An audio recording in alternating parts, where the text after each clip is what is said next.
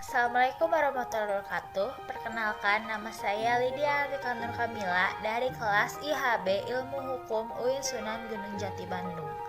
Di sini saya akan menjelaskan tentang teori hukum pembangunan di Indonesia. Teori hukum pembangunan merupakan teori yang cukup eksis di Indonesia. Salah satu penyebabnya karena sang pencetus berasal dari Indonesia. Beliau adalah Profesor Dr. Muchtar Kusumaatmadja. Profesor Muchtar adalah salah satu tokoh pemikir hukum Indonesia garda depan. Gagasannya mengenai peran hukum dalam pembangunan mendapat momentum yang tepat untuk diaplikasikan ketika ia menjabat sebagai Menteri Kehakiman pada tahun 1970-an. Awalnya, teori hukum pembangunan dan elaborasinya bukanlah dimaksudkan sang penggagas sebagai sebuah teori, melainkan sebuah konsep. Kaji dari perspektif sejarahnya, teori hukum pembangunan adalah modifikasi dan adaptasi dari teori Roscommon yang berbunyi Law as a Tool of Social Engineering, yang berarti hukum sebagai alat. Teori tersebut berkembang dan diaplikasikan di Amerika Serikat. Mari kita mengenal tentang Profesor Dr. Muchtar Kusumaatmadja. Profesor Dr. Muchtar Kusumaatmadja ini adalah salah satu tokoh yang menempa posisi khusus atas perkembangan pemikiran hukum dan pendidikan hukum di Indonesia. Singkat kata, Profesor Muchtar ini merupakan figur yang memiliki banyak wajah dalam dunia hukum di Indonesia. Istilah hukum dalam pembangunan menjadi sangat identik dengan Profesor Dr. Muchtar paling tidak karena dua alasan. Pertama, karena Profesor Muchtar mengenalkan sekaligus meyakinkan bahwa hukum bukan saja dapat tetapi harus berperan dalam pembangunan. Dengan perkataan lain, Profesor Muchtar menegakkan mengenai fungsi hukum dalam pembangunan.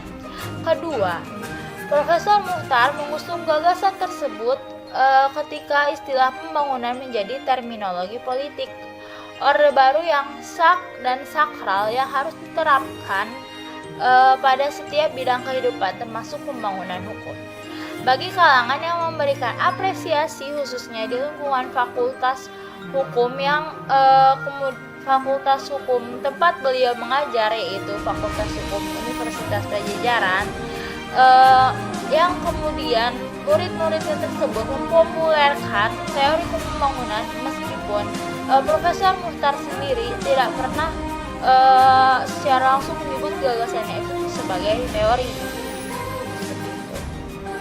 Dengan demikian, dapat dikatakan bahwa esensi pemikiran hukum dari Profesor Dr. Muchtar ini mengenai posisi dan peran hukum dalam pembangunan.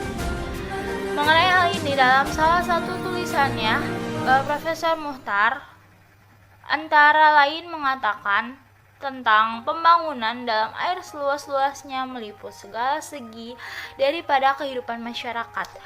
Dan tak hanya pada kehidupan masyarakat, tapi pada kehidupan pembangunan ekonomi belaka. Karena itu, pembangunan ekonomi sebenarnya kurang tepat, karena tidak dapat membangun ekonomi atau masyarakat tanpa menyangkutkannya pada peran hukum. Mengenai peran hukum dalam pembangunan, Muchtar menegaskan bahwa hukum harus menjamin agar adanya perubahan tersebut berjalan secara teratur. Penekanan Profesor Muchtar pada kalimat yang berjalan secara teratur menunjukkan bahwa tercapainya ketertiban sebagai salah satu fungsi klasik dari hukum dan urgensinya. Sebagai salah satu yang mengawal pembangunan. Jadi, perubahan yang merupakan esensi dari pembangunan dan ketertiban atau keteraturan merupakan salah satu fungsi peran dari hukum adalah tujuan kembar masyarakat yang sedang membangun.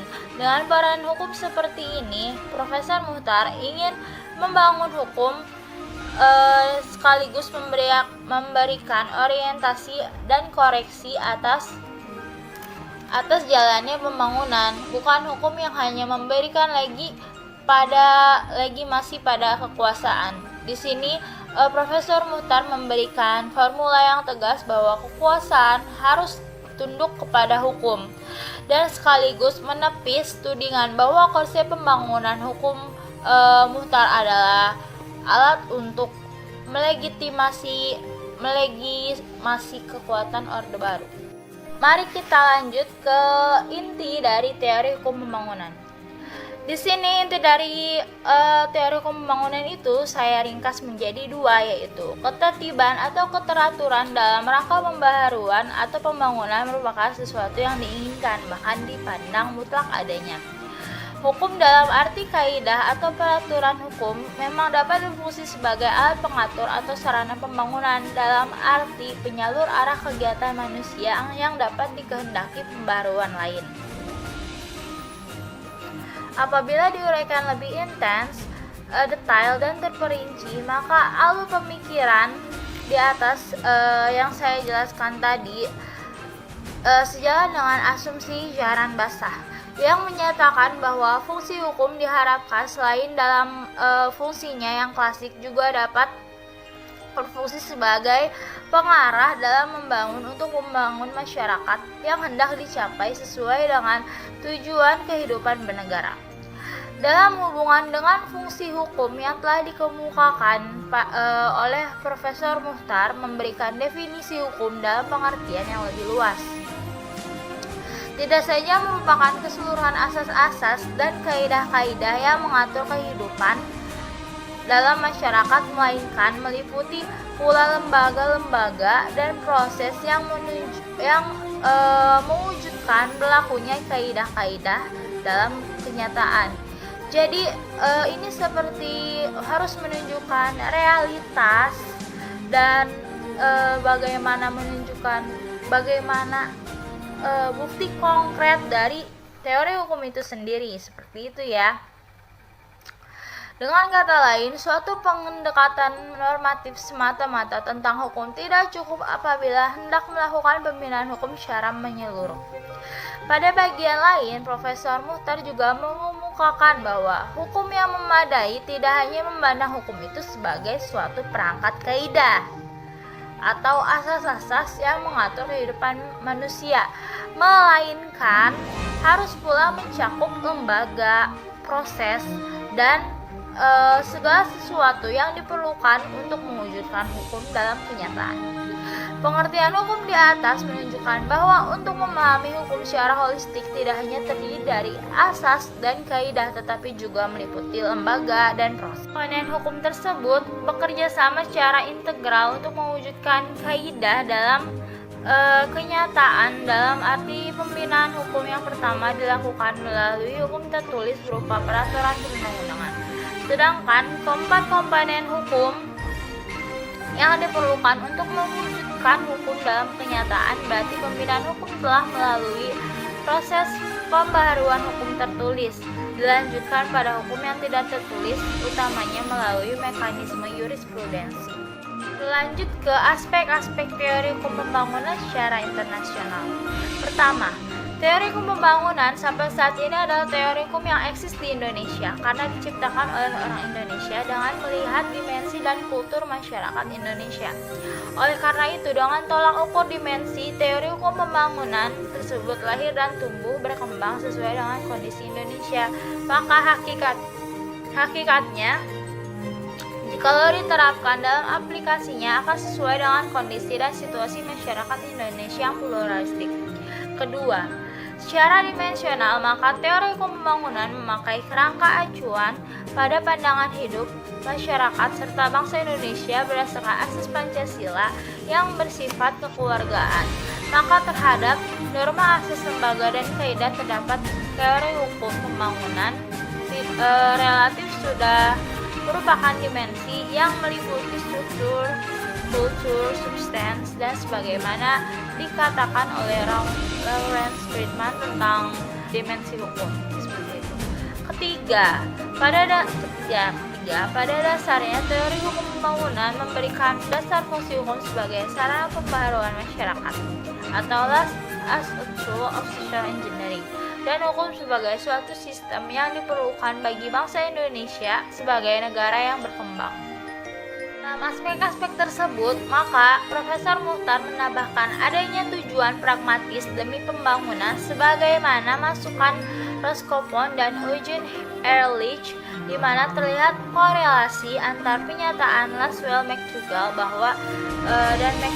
bahwa kerjasama antara studi hukum dan pengemban hukum praktis itu idealnya mampu melahirkan yang mempunyai dimensi pragmatis atau penggunaan praktis.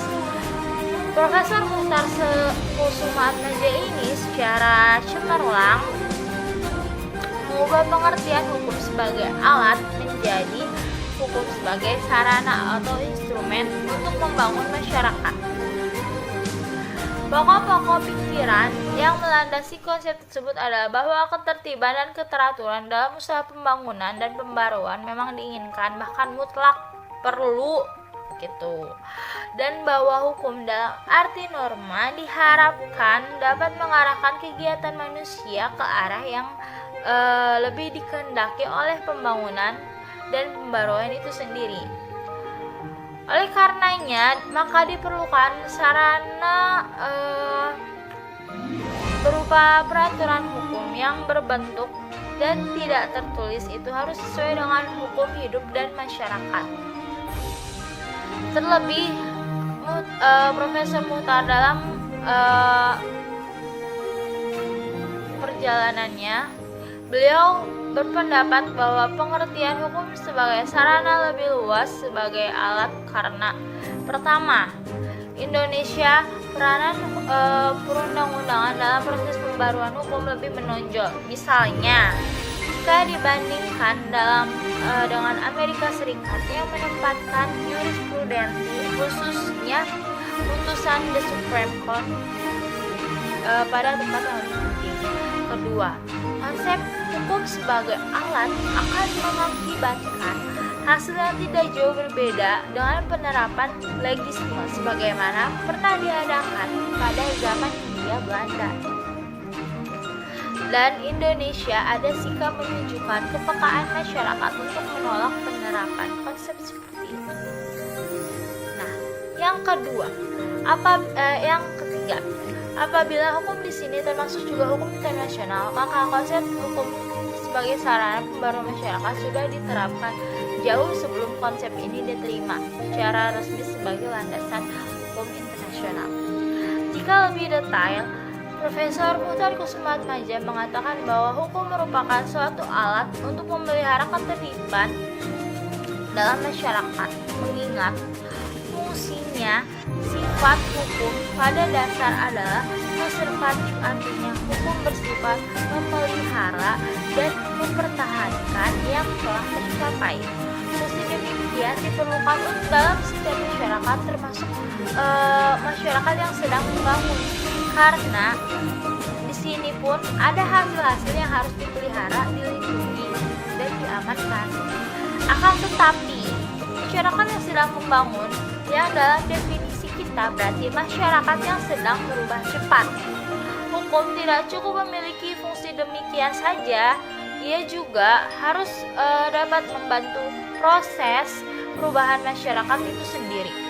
Pandangan yang kolot tentang hukum yang tidak memberatkan fungsi pemeliharaan ketertiban dalam arti statis dan meyakinkan sifat konservatif dan hukum menganggap bahwa hukum tidak dapat memainkan suatu peranan yang berarti dalam proses pembaruan. In conclusion, kesimpulannya, dimensi teori hukum pembangunan dari Profesor Dr. Kusumaatmadja ini merupakan salah satu teori hukum yang lahir dari kondisi masyarakat Indonesia yang pluralistik berdasarkan Pancasila. Pada dasarnya, teori hukum pembangunan itu lahir dan tumbuh berkembang serta diciptakan oleh orang Indonesia sehingga relatif sesuai apabila diterapkan dalam masyarakat. Selain teori hukum pembangunan dari Profesor Dr. Kusumaatmadja ini, apabila diaktualisasikan pada masyarakat Indonesia umumnya dan kondisi penegakan hukum dan pada khususnya mempunyai sinergi timbal balik secara selaras. Aspek ini dapat dibuktikan bahwa dalam konsep kebijakan, legislasi, dan aplikasi serta dalam kajian ilmiah, maka teori hukum pembangunan ini tetap dijadikan landasan utama dan krusial yang menempatkan bahwa hukum dapat berperan aktif dan dinamis sebagai katalisator maupun sebagai dinamisator sarana pembaharuan masyarakat Indonesia. Tegasnya bahwa teori hukum pembangunan ini menjadikan hukum sebagai sarana pembaharuan masyarakat, bukan sebagai alat masyarakat atau sebagai law atau tool of social engineering. Jadi inti dari ini, Profesor Muchtar itu merupakan tokoh yang bergerak sangat berpengaruh untuk merubah dari pengertian law as a tool atau hukum adalah alat menjadi hukum adalah sarana untuk pembaharuan masyarakat, seperti itu. Demikian dari saya, Lydia Rizka Kamila. Semoga ilmu yang saya berikan kepada teman-teman semua dapat bermanfaat. Dengan ini saya mengucapkan terima kasih sebesar-besarnya. Mohon maaf bila ada kesalahan kata atau kata yang menyinggung. Saya Lydia Rizka Kamila, pamit undur diri. Terima kasih.